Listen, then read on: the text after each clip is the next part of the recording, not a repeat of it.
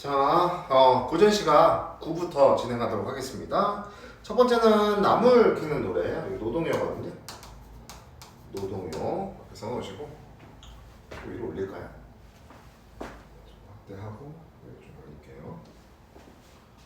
노동요입니다. 노동할 때 부르는 노래가 노동요죠. 나물 캘 때 부르는 노래겠죠. 자, 그래서 주제는 젊은 남녀들이 나무를 캐는 거예요. 젊은 남녀들의 나물 캐기와 그 과정에서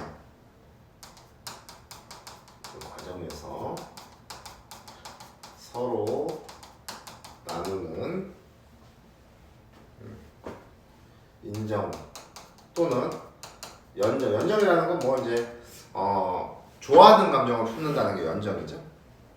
또 유흥을 권유를 해요. 흥이 나는 겁니다. 자, 바로 그런 노래예요. 자, 그러면 요거 쓰시고 나서 들어가도록 하겠습니다. 보기에는 뭐 일반적인 게 나와 있어서 보기 한번 좀 읽어보시면 되는데 뭐 그냥 별 의미는 없어요. 환유적 표현이라는 게 무엇인지만 알아두시면 되는데 그런 거는 안 나옵니다. 뭐 수능이나 모의고사는 안 나오는 거라 내신에서도 안 나올 가능성이 높아요. 그리고 고전시가 뒤쪽은 이따가 이제 고전시가 11번 할 거거든요. 그 부분만 굉장히 좀 중요해요. 그 부분이 나올 가능성이 높고 이 9나 10은 조금 안 나올 가능성이 높습니다. 참고를 한번 해주시면 되고, 자, 그럼 노동요, 민요입니다. 민요. 입에서 입으로 전해지는. 자, 하고 시작을 해요. 감탄사죠. 남산 밑에 남도령아, 서산 밑에 서천녀야. 이렇게 뭐 발음의 유사성을 이용한 거죠. 그래서 여기서 이제 쓰는 거는 이렇게 반복적인 구절, 그 다음에 발음의 유사성을 이용한 언어류. 아재 개그죠, 말 그대로. 그 다음에 부르니까 이제 도노법. 그래서 서천녀하고 남도령은 청자가 되는 거죠, 청자. 남산 밑에 남도령, 그냥 부르는 겁니다. 흥을 돋우기 위해서 이런 언어 유희의 방법도 쓰고 이렇게 말을 건네는 방식이에요. 그래서 이 젊은 남녀죠. 남도령과 서천녀는 젊은 남녀라고 보시면 됩니다. 젊은 남녀.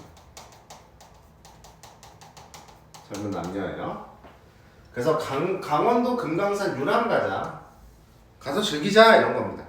그랬더니 권유를 하는 거죠. 그래서 같이 이제 젊은 남녀끼리 산에 가서 놀자 이렇게 유람을 권유를 하는 겁니다. 보이나요? 잘? 좀 이렇게 할게요. 됐죠? 젊은 남녀. 그래서 젊은 남녀 이제 유람 이렇게 모여서 놀자 이런 걸 이제 권유를 하고 있는 겁니다. 자, 첫 닭으로 밥을 지어 두 회오로서 나서니 이리들 가고 저리들 가고 큰 산 밑에 닥쳤어. 이제 서로가 이제 모이는 장소죠 지금. 나물 캐기를 목적으로 도착한 곳이다 이렇게 생각하시면 돼요. 나물 캐기를 목적으로 도착한 곳이 바로 이곳입니다. 그리고 유흥의 공간이기도 해요. 젊은 남녀가 서로 노는 곳이죠. 유흥의 공간이기도 합니다. 자, 이제 큰 산 밑에 닥쳤어요. 닥쳤다는 건 도착했다는 얘기입니다. 그래서 아침 일찍부터 나간 거야. 첫 닭이 올 때부터 나갔으니까. 이리들 가고 저리들 가고. 그래서 올라가면서 올고살이, 내려오면서 늦게살이. 이게 나물 이름인데 올라가면서 오리고 내려오면서 늦게니까 역시 언어 유희가 나타나는 거예요. 발음의 유사성을 이용한 말장난이라는 거죠. 자, 그래서 올방돌방, 동글동글 음성 상징어입니다.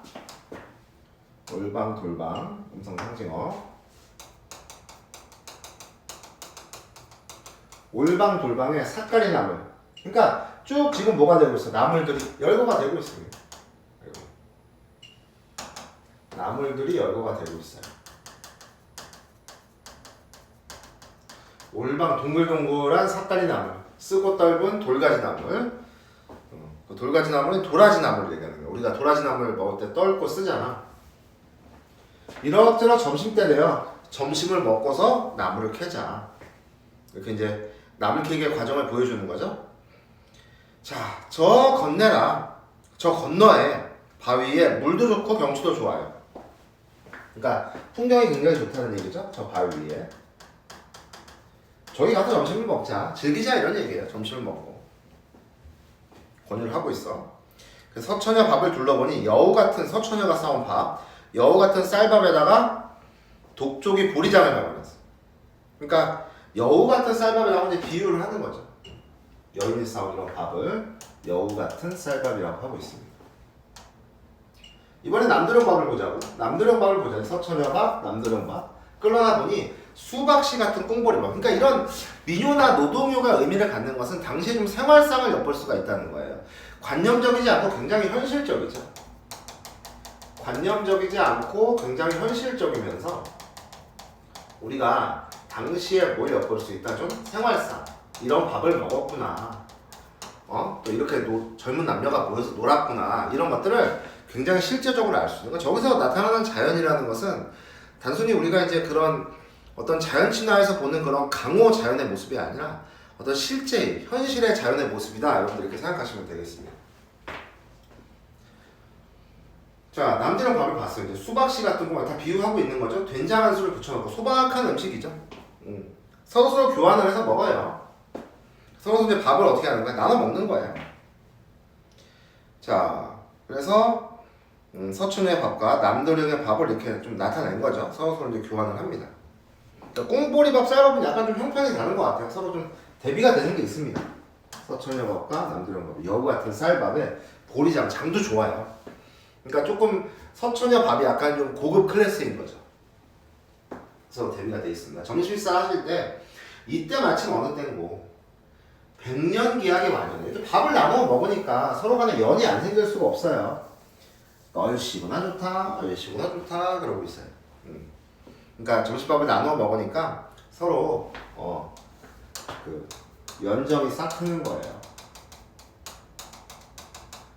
마치 이제 홀례를 올릴 것 같아. 100년 기약이니까 홀례를 올릴 것 같은 분위기다 그런 거예요. 100년 기약. 서로 이렇게 밥도 나눠 먹고 가서 나물 캐러 가서 놀고 이러다가 서로 눈이 맞은 겁니다. 말 그대로. 얼씨구나 좋네. 오늘이 느껴지죠? 아니 놀고서 무엇일까 것인가. 그러니까 요 젊은 남녀가 이렇게 요때 완전히 경치를 이렇게 금강산 요람을 즐기면서 나물도 캐고 밥도 나눠 먹고 좋다는 얘기예요. 그래서 이런 노동을 할 때 물론 노동요에는 당시 이제 생활상들 또 노동요이기 때문에 이렇게 반복을 통해서 운율적 요소가 굉장히 잘 드러나 있다 이렇게 생각하시면 되겠습니다. 자, 해봤고요. 자, 그다음 나를 보겠습니다. 나는 이제 사설시조예요. 둘 다 사설시조입니다. 다음. 둘 다 사설시조. 이 시는 이제 그런 시예요. 우리가 황진이의 시조나 이런 데서 많이 썼던 편인데 어떤 추상적이라는 이런 사랑, 추상적인 이런 사랑은 마치 짊어지고 갈 수 있는 구체적 사물에 빗대어서 표현한 것이다. 이렇게 생각하시면 되겠습니다. 추상적인 사랑을 저런 구체적 사물에 빗대어서 표현한 거예요. 그러니까 물건처럼 표현한 거죠. 비유한 겁니다. 자, 그래서 사랑을 찬찬 엎동여 뒤섬에 한 덩어리로 짊어진 겁니다. 사랑을 짊어진 거예요.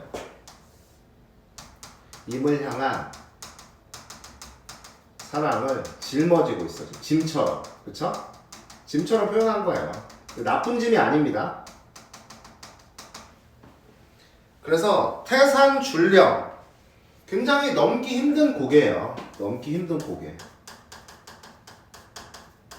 그러니까 비유에 다 전체적으로 비유로 되어 있죠, 이 시는. 그래서 그 짐이 있으면 고개를 넘어가기가 힘들잖아.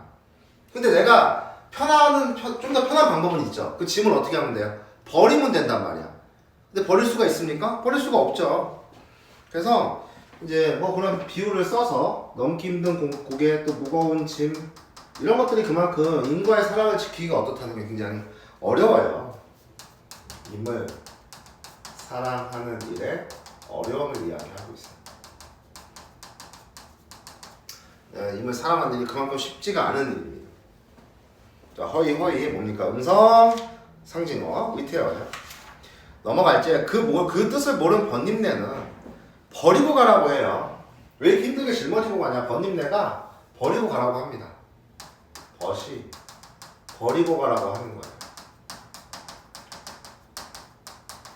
그만해, 버리고 가. 이렇게 하건만은 종장 화제의 다짐입니다. 가자라. 자질려, 눌려서 죽을 망정 나는 아니 버린다. 그러니까 임과의 사랑을 힘들긴 하지만 뭐 하겠다는 자 저버리지 않겠다는 의지. 화자의 태도죠. 임과의 사랑을 저버리지 않겠다는 의지를 보이고 있어요.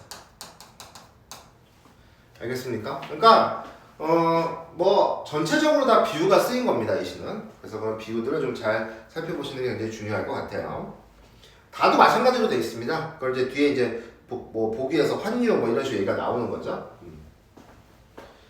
자, 그러면 요거 자체가 이제 요거의 뭡니까? 주제니까 살펴보시면 될 것 같고요. 다도 똑같아요. 자, 모시. 그 옷감을 만드는 그 모시. 그 실이죠. 그래서 모시는 이따가 나오겠지만 화자의 소망을 드러내는 그런 매개체예요.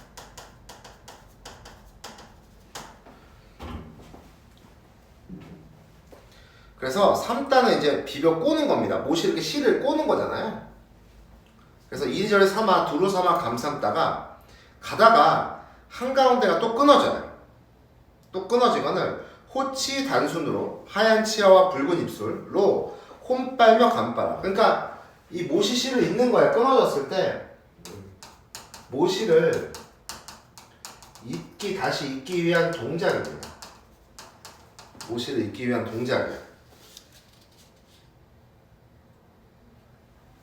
그러니까 이것이 뭘 비유하고 있냐면 이제 인연을 비유하는 거죠. 이 못이라는 것이 그런 인연을 비유하는 겁니다.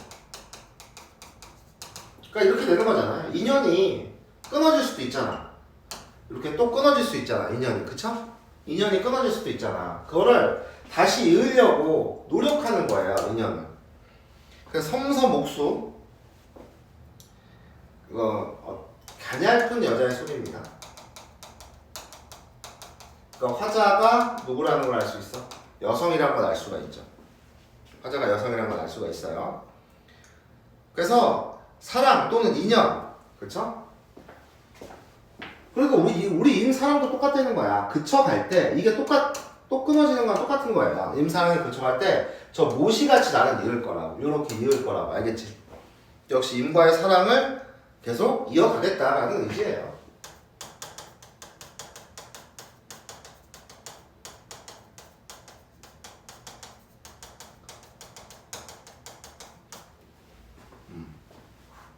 비벼서 이겼다는 겁니다. 그러니까 못이나 사랑이나 끊어지기가 굉장히 쉽다는 겁니다. 하지만 내가 그것을 잊기 위해서 다시 노력을 하겠다는 거예요. 그렇죠? 그런 유사성이 있습니다. 자, 이을이라 저 모시를 여기 도치법이죠? 있겠다는 의지 똑같습니다. 이을이라 반복해서 그런 의지를 더욱더 강조하고 있어요. 이렇게 하시면 될 것 같습니다. 자, 그럼 세 편의 시 다 해봤습니다. 답만 확인해 보죠, 문제들. 저기 조금 더 해줄까요? 뭐 영상이니까 여러분들 멈춰서 하셔도 괜찮을 것 같아요.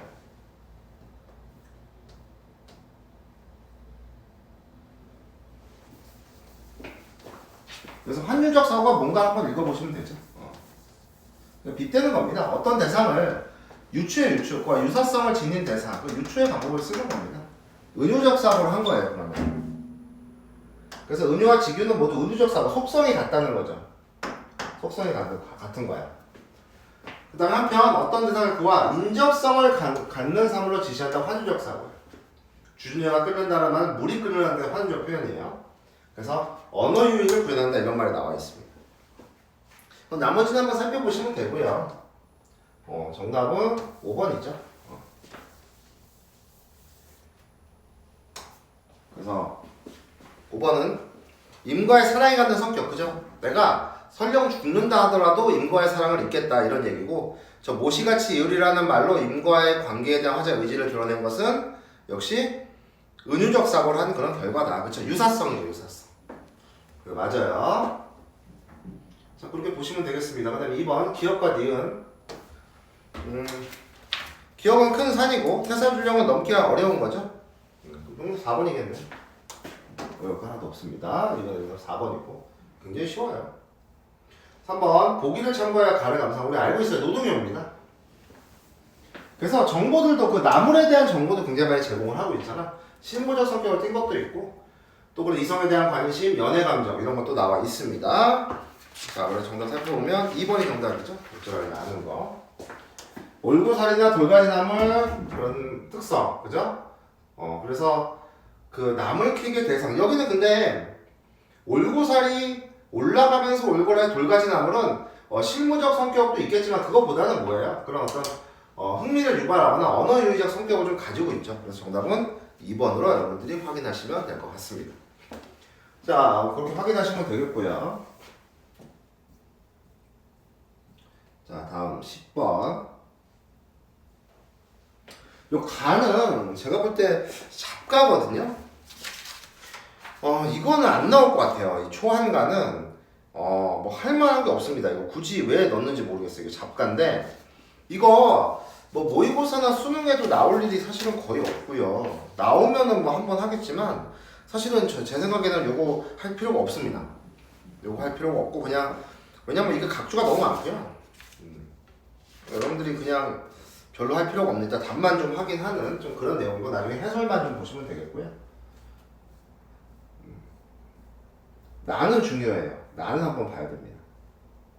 나는 정철의 장진주사인데 어디 한번 확인하시고 이 죽음에 대한 얘기를 뭐 하고 있다 이런 얘기예요. 자, 장진주사 최초의 사설시조로 알려져 있어요. 이 작품은 최초의 정철이졌잖아. 우리 잘 알고 있는 최초의 사설시조로 알려져 있어요. 그러니까 사설시조인데도 작가가 알려져 있습니다. 특이하게 정철이라고 알려져 있어요. 술에 관련된 얘기인데 원래 정철이 한 말이 술을 굉장히 좋아했거든요. 그래서 우리 오죽하면 선조임금이 술 좀 그만 마시라고 할 정도로 술을 굉장히 좋아했던 양반이에요. 그래서 그러니까 이 작품도 좀 욜로죠, 이거. 욜로적인 기질이 있습니다. 죽으면 뭐 하겠느냐 이거예요. 자, 처음에 운율을 좀 맞추고 있습니다. A, A, B, A 구조 이렇게 운율을 좀 맞추고 있어요. 그래서 반복을 지금 하고 있어요. 반복. 먹새 그려를 반복하고 있어요. 술 마실 때 술을 권하는 거죠. 한 잔 먹새 그려, 또 한 잔 먹새 그려, 꽃 꺾고 산을 놓고. 이거는 상충곡이라는 우리가 가사에도 나오는 표현인데 어쨌든 꽃을 꺾어서 그 술을 세면서 마시는 거야. 굉장히 낭만적인 모습이죠. 한 잔 마시면 꽃을 꺾어서 이렇게 옆에다 하나 놓고, 두 잔 마시면 또 하나 꺾어서 놓고, 이렇게 풍류를 즐기는 겁니다. 한 잔을 먹고 무진무진 먹새 그려 그러고 있어. 그치? 그래서 계속해서 이제 술을 권유를 하고 있습니다. 술을 권유하고 있어. 자, 이 몸 하잖아요. 이 죽은 후면 지게 후에 거적 덮어 줄이어 메어가다. 그러니까 굉장히 죽으면 초라해진다는 얘기예요. 누가 거적을 덮어주죠. 이렇게 지게 위에 시체를 이렇게 짊어지고 가잖아. 그러니까 죽으면 굉장히 초라해진다는 얘기입니다. 죽으면 초라해져요. 그래서 여기는 지금 좀 죽으면 초라해진 그런 죽음을 얘기하는 거고요. 또는 유소 보장에 만인이 우려내나. 요거는 무슨 뜻이냐면 거기 각주가 나와 있잖아.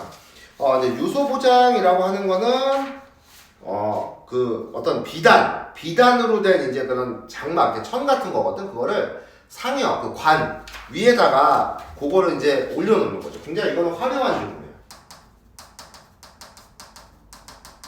근데 사실 이 부분의 의미는 화려한 죽음이든 뭐 초라한 죽음이든 뭔 상관입니까? 아무 상관 없어요. 어차피 죽는다는 건 어떤 거야? 전부 같은 거야. 어차피 죽음은 같아요. 대조긴 하지만 어차피 화려하게 죽으나 뭐하나 죽는 것은 같아요. 그래서 어차피 어옥새, 속새, 법가나무, 백양숙에 가면 그러니까 이곳은 어느 곳이냐면 무덤 주변입니다. 무덤 주변. 무덤 주변의 모습이야.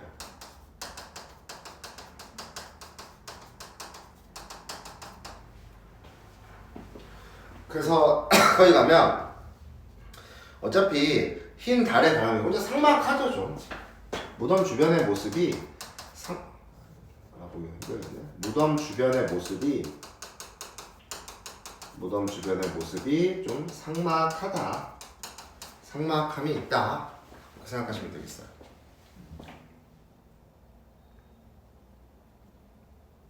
그래서 거기에 흰 달, 또 가랑비, 굵은 눈, 소수리 바람, 시간이 경과하면서 이렇게 날씨도 변화하죠. 근데 누가 한 잔 먹자고 했고 이 무덤에서 아무도 찾지 않아요. 무덤은 죽으면. 그러니까 언제 먹어야 되는 거야 그러면? 죽은 후에 뭘 할 수 있는 게 아니니까. 살았으면 전에 이 술을 마셔야 된다는 얘기야. 욜로 해야 된다는 얘기예요. 아무도 찾지 않는 거야. 굉장히 쓸쓸하죠. 누가 한 잔 먹자고 하겠습니까? 그래서 술을 함께 먹는 사람이 없는 아쉬움과 염려죠. 이 부분. 누구 한 잔 먹자 할 거 아니야. 아쉬움과 염려가 있어요. 그쵸? 자, 뭐 그렇게 나와 있고요.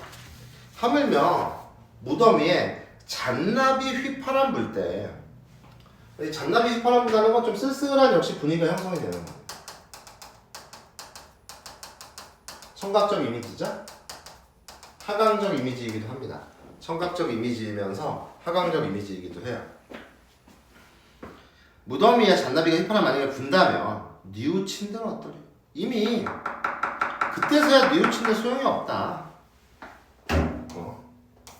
그러니까 자신이 지금 죽으면 아무 소용 없다는 거야.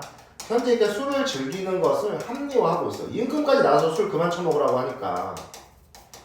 임금까지 나서서 술 그만 처먹으라고 하니까 자기 딴에는 죽으면 아무도 찾지 않을 거고 또 이렇게 무덤이가 쓸쓸해질 텐데 살아서 지금 뭐 해야지. 죽어서 뉘우친들 소용이 없다 이거야.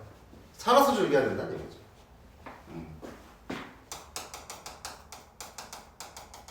살아있을 때 즐겨야 한다.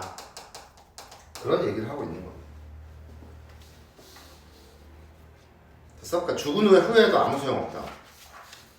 그래서 죽음이라는 건 결국 무상감이 있는 거죠. 그러니까 이렇게 술을 마시면서 그런 무상감, 언젠가 죽으니까 술을 마시면서 언젠가 죽으니까 그런 무상감을 극복하려 하는 거예요.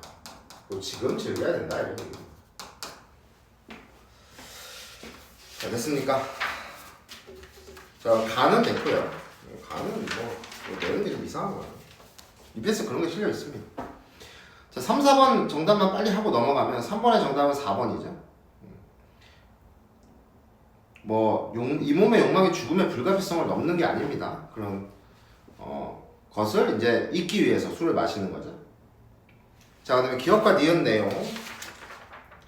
우리가 기억은 이제 가에 있고 나는 니은인데 4번의 정답은 2번이죠. 니은도 맞는 얘기죠. 기억도 마찬가지로 문맥으로 보시면 여러분들 확인할 수 있는 내용이니까 보시면 될 것 같습니다. 자, 그럼 고전시간 11 넘어가 볼게요. 초안가는 됐고 원래 이제 현장에서 강의해도 안 하려고 그랬어요. 자, 여기는 좀 중요한 작품들이 있습니다. 자, 임재의 장령민정 나올 만한 시들이 들어가 있어요. 고전시간 11이 마지막 부분은 대단히 좀 중요합니다. 먼저 그래서 주제 의식부터 좀 정리하고 넘어가도록 할게요. 이 부분이 굉장히 중요하다고 말씀을 드렸습니다. 자, 그래서 첫 번째 이 잠영민정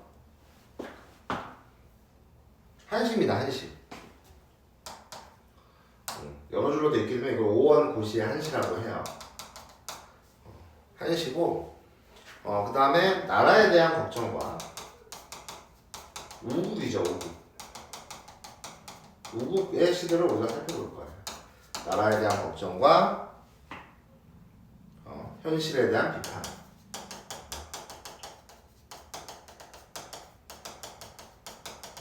나라에 대한 걱정과 현실에 대한 비판을 하고 있다. 그렇게 생각하시면 되겠습니다. 자, 그 다음에 이덕일의 우국가. 이거 아예 우국이라고 써있네요. 이거는. 그쵸? 연시조예요. 연시조. 이덕일의 우국가는 이렇게 연시조. 연시조죠. 그래서 당쟁 싸움만, 집 밥그릇만 챙기는 거예요. 당쟁 싸움을 일삼는 당시의 신하들, 그쵸? 대신들에 대한 비판과 나라에 대한 걱정이죠.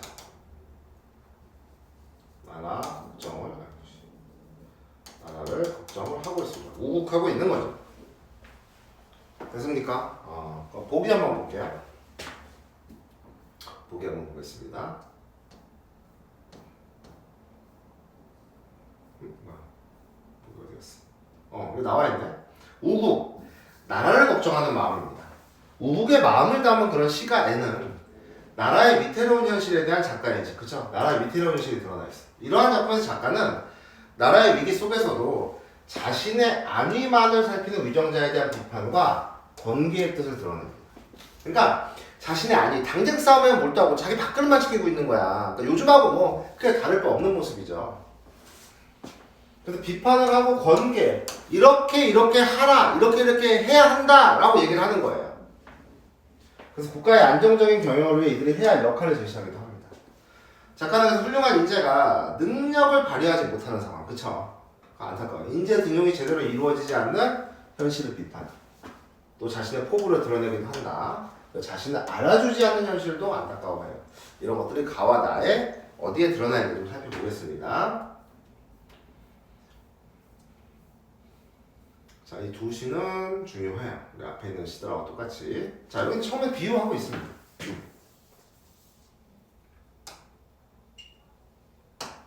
처음에 이제 비유가 드러나 있는데요. 방향을 나타내고 있죠. 동쪽의 바다에는 큰 고래가 있어요. 동쪽의 바다에는 큰 고래가 있고 서쪽의 국경에는 멧돼지가 있습니다. 큰 고래는 뭘 비유하고 있냐면 외부의 적이죠. 외부의 적. 외부의 적입니다. 서쪽의 국경에도 마찬가지예요. 멧돼지가 있어요. 이것도 마찬가지죠. 그래서 다 외부의 적들을 얘기하고 있어요. 그래서 여기는 비유이자 대꾸죠. 동쪽의 바다에는 큰 고래가 있고 서쪽에 국경에 멧돼지. 그러니까 나라가 지금 어떤 상황이야? 밖으로 위태로운 상황이에요. 그러니까 우국이 안 생길 수가 없죠. 나라가 위태로운 상황입니다. 우국의 마음이 안 생길 수가 없어요. 자, 강목에는 패잔병만 울고 있고 해안에는 굳센 방벽이 없다는 얘기입니다. 그러니까 이거는 패잔병이나 굳센 보루가 없다는 얘기는 이 큰 고래나 멧돼지에 대한 방비가 안 되는 거예요. 위기에 대한 대비가 안 되어 있어. 그러니까 점점 어떻게 돼요? 위태로운 상황이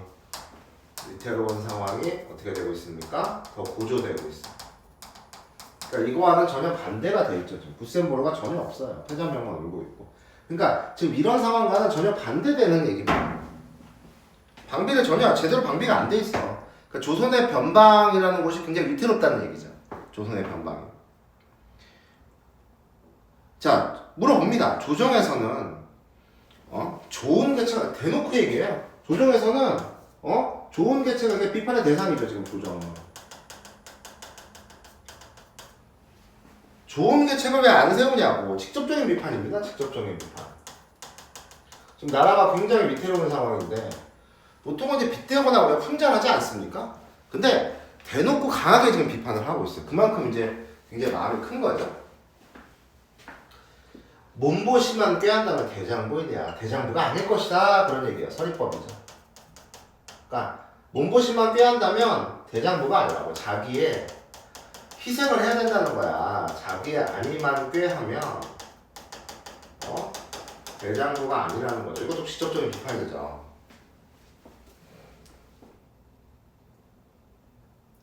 자, 그래서 이 말하는 것을 잘 보는 한풍자. 한풍자 각주 있죠? 훌륭한 말을 감정한다. 아까 이제 보기에 있었죠. 말을 잘 검증해주는 사람이니까 지금 누가 하는 말이야? 자기가 하는 말이죠. 그러니까 자기를 알아줄 사람입니다. 자기가 말을 잘한다는 것은. 그러니까 화자의 능력을 알아줄 사람이야. 근데 뒤에를 보세요. 한풍자가 다시 안 나와요. 안 나옵니다. 화자는 거기에 대해서 뭐 하는 거야? 안타까운 거죠. 비통해 하는 거죠. 아까 보기에 있었죠, 이 내용. 자신을 알아주는 이가 없음을 매우 안타까워하고 있다. 그쵸? 또 똑같아요, 뒤에.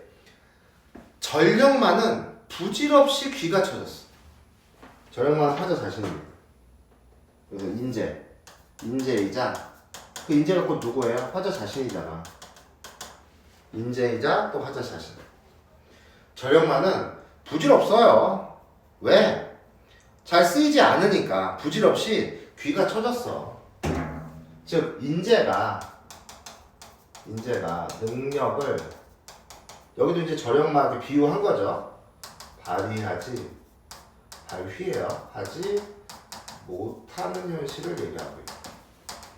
인재가 능력을 발휘하지 못하는 현실. 그러니까 알아봐줄 게 한풍자 같은 안목 있는 존재도 없고 또 그들이 또 등용되지가 않는 거죠. 등용되지 않으니까 나라 꼴이 많이 아닌 겁니다. 자, 누가 알리? 베오디브 이 사람이 웅대한 뜻은 하루 천리 달리는 중. 그러니까 누가 과연 알아주겠느냐. 베오디브 이 사람 누구겠어? 화자 자신이겠지. 왜 베옷을 입었어? 아직은 등용되지 못했으니까. 등용되지 못한 인재. 베오디브 이 사람은 아까 얘기했듯이 등용되지 못한 인재입니다. 그래서 여기 보면 웅대한 뜻이 있어. 나라를 구할 만한 뜻이야. 나라를 구할 만한 뜻. 구할 수 있는 능력. 그런 뜻입니다. 하루 천리 달린단 말이야. 그 뜻이 웅대하고 크다는 얘기입니다. 나라를 살릴 수 있어요. 근데 누가 알아주겠느냐. 그러니까 이 얘기는 뭐야. 알아주지 못하는 현실 이런 웅대한 큰 뜻을 등용을 안 하는 것, 못하는 것에 대한 탄식이 있는 거예요. 그래서 여기는 달리는 줄을 하고 누가 알리니까 여기는 무슨 법? 도치법. 그쵸? 도치법을 좀 썼어요. 됐습니까? 누가 알리 뭐 서리법으로 봐도 됩니다. 알아주지 않는다는 뜻이 되니까. 그래서 전체적으로는 비유가 쓰였고요. 나라가 지금 위기에 빠졌는데도 조정에서는 좋은 계책이 없고 또 훌륭한 인재, 화자와 같은 인재를 알아봐주는 일도 없고 등용도 안 되고 있어요. 누가 알겠느냐. 배옷 입은 선비가 웅대한 뜻을 품고 있는데 그래서 안타까워하고 있습니다. 자, 한시 한 편 봤어요. 이제 우국가 보도록 하겠습니다. 이덕일의 우국가예요. 자, 이거 나라를 걱정하는 거죠? 왜 그래?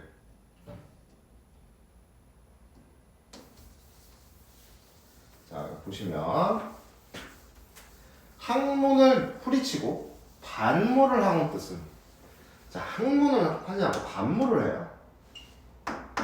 학문을 후리치고 문관으로서의 삶입니다. 그래서 반모를 했어.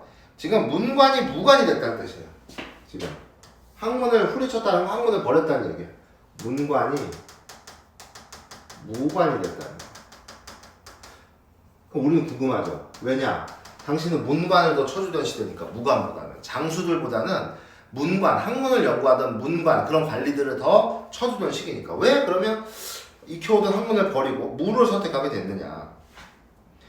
봐봐. 삼척검을 둘러매고 진심보고. 그러니까 나라의 충성을 다하려 하는 거야. 검을 메고. 그거는 문관보다는 무관이 더 낫다는 얘기예요. 왜? 무관은 전쟁터에서 싸워서 나라를 집적으로 지키잖아. 근데 문관들은 맨날 탁상 공론만 하고 있고 당쟁 싸움만 하고 있으니까 이미 여기서 시가 끝났어요. 왜 무관을 선택했다고? 무관들은 나라를 위해서 자기 목숨도 바쳐가면서 충성을 하지만 문관들은 맨날 집 밖으로 싸움만 하고 있거든. 당쟁 싸움만 하고 있거든. 그런 얘기야. 자, 그래서 나라에 충성을 다하는 거야. 진심보국이라는 거. 충성을 다하는 건데, 한 일도 내가 이룬 것이 아직 없으니 그것을 눈물겨워한다. 애석해 하는 거예요. 안타까워하는 겁니다. 탄식하는 거예요. 아직 이룬 것이 없으니 눈물겨워하는 거야. 그래서 여기서는 뭐야? 자조와 반성이 있는 거죠. 탄식을 하면서 자조와 반성이 있어요.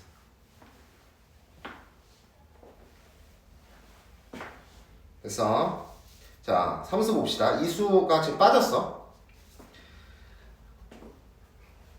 나라에 못 잊을 것은 예법 이런 거를 짓밟았거든. 외군이 임진왜란 때 있으니까 예밖에 없을까. 그러니까 여기서 예라고 하는 것은 못 잊을 것이라고 하는 거는 그 치욕이야. 임진왜란 때의 치욕.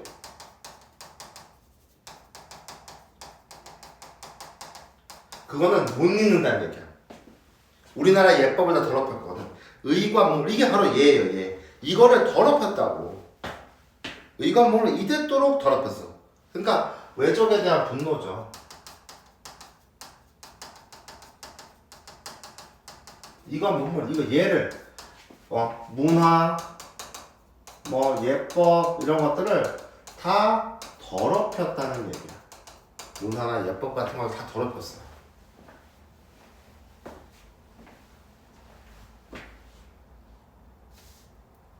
이때도록 더럽힌 거. 이 원수 못내 갚을까 칼만 갈고 있어.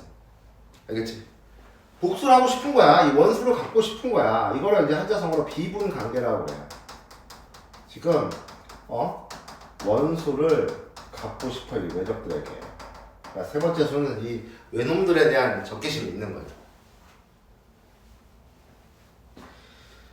자, 도적. 이 외놈 같은 도적들이죠. 다섯 번째 수 봅시다. 도적 온다고 누가 막으리? 아니 와서 알리로다 이거야. 그러니까 누가 막겠느냐? 외적이 온다 안다. 외부의 적을 외적 같은 외부의 적을 막기가 어렵다는 거야. 누가 막을 거야? 외부의 적을 막기가 어려워요.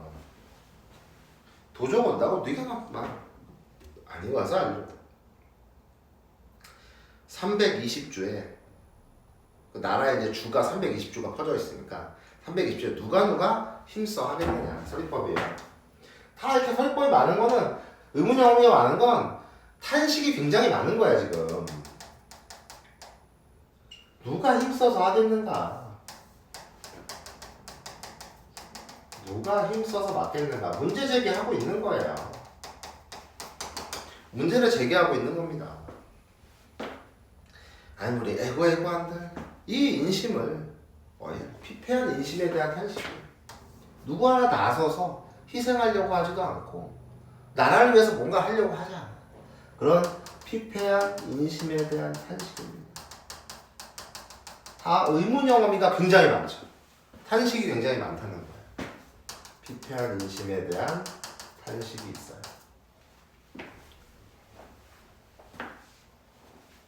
인심에 대한 탄식. 자, 그 다음 11수, 12수 한번 보죠. 몇 수까지 있어요? 19수까지 있네요.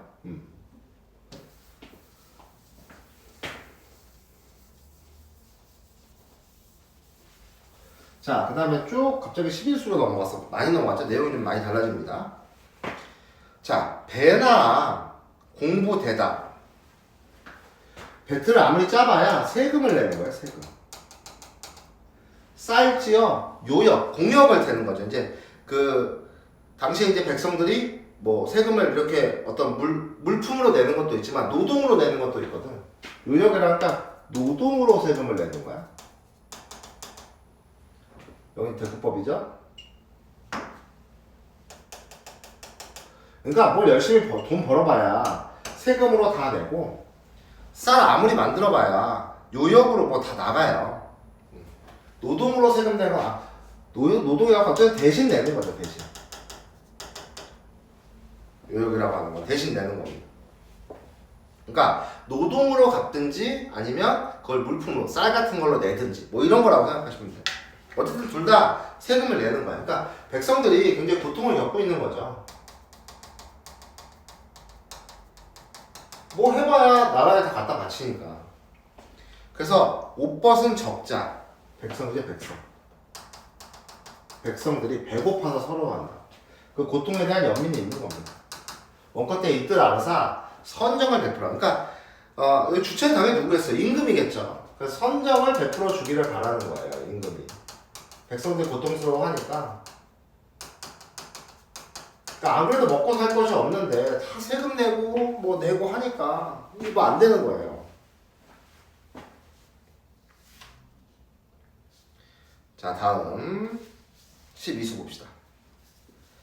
공명과 북이란 여사라 헤아려 두고 낙묘산 대신 내 진심국사 하시거나 이렁성 저렁성 하다가 나중 거의 하실고. 그러니까 공명과 북이만 쫓을 게 아니고 이 대신들, 여기서 이제 대신들이 이 지금 대신들에 대한 어떤 관계예요. 이 말을 들어야 될 사람들이에요.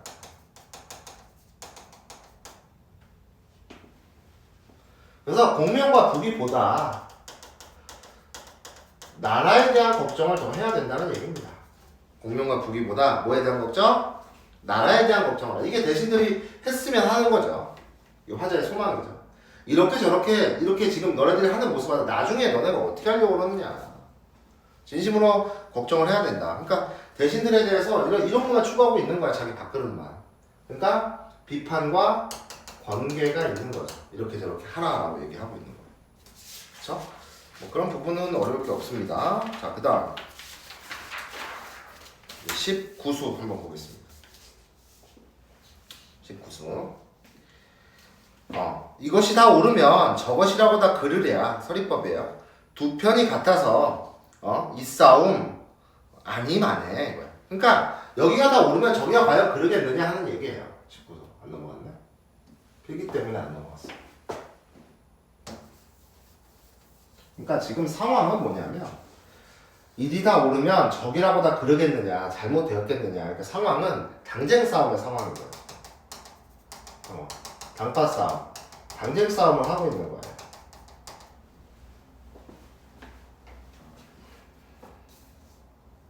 그러니까 두 편이 같아서 싸우는 게 똑같다고.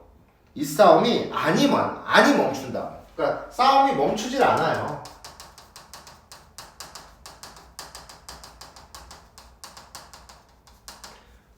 만에는 말다거든. 그러니까 아니 말다니까 멈추질 않는다는 얘기입니다. 성군이 임금이 준칙의 모범이 되면 절로 그칠 것이다. 임금이 성군은 임금이잖아. 훌륭한 임금이잖아. 임금이 모범 또 기준이 되면 그칠 것이다. 임금이 모범을 보여야 돼. 그래서 이 성군이 임금이 어떻게 해야 되는가 그 역할을 얘기하고 있는 겁니다. 임금의 역할. 임금이 어지러워야 된다 이런 거죠. 그래야 당쟁 싸움이 멈춘다 이런 얘기입니다. 됐습니까? 자, 1번의 정답은 2번이죠. 회잔병은 화자의 비해경, 그쵸? 막지를 못하니까 나라를. 의관몸을 분노감에 외놈들이 더럽혔잖아. 2번의 정답. 비분 간결하고 있어요. 자, 그 다음 나의 시상 전개. 모르는 건 항상 풀다가 모르는 건 저한테 개별적으로 여러분 밴드 채팅 통해서 물어보시면 됩니다. 나의 시상 전개. 정답은 3번이죠. 초장에 나타나지 않고 백성들이 배를 짜서 옷을 만들고 아무리 쌀을 이렇게 있어 봐야 다 세금으로 갖다 바친다는 얘기야. 그러니까 백성들이 배고파서 먹을 게 없는 거죠. 인과관계잖아. 세금 다 갖다 바치니까 먹을 게 없다. 그쵸? 정답은 3번. 가렴주구라고 해요. 가렴주구. 자, 그 다음에 3번의 정답도 몇 번입니까? 3번이죠? 삼척검 둘러매고 진심보고 칼을 하지만 한 일도 화음이 없다는 자신이 아니마를 살피는 게 유정자 아니라 자기 얘기야, 자기 얘기. 자기가 아직 이룬 것이 없는 것이 안타깝다는 얘기입니다. 알겠어요? 그렇게 보시면 될 것 같습니다. 자, 이렇게 해서 고전시간 10일까지 여러분 마무리하고요. 다음 주에 이제 고전산문 진행하도록 하겠습니다. 그래서 고전산문 1부터 여러분들 10까지 풀어 놓으시기 바랍니다. 고생하셨습니다.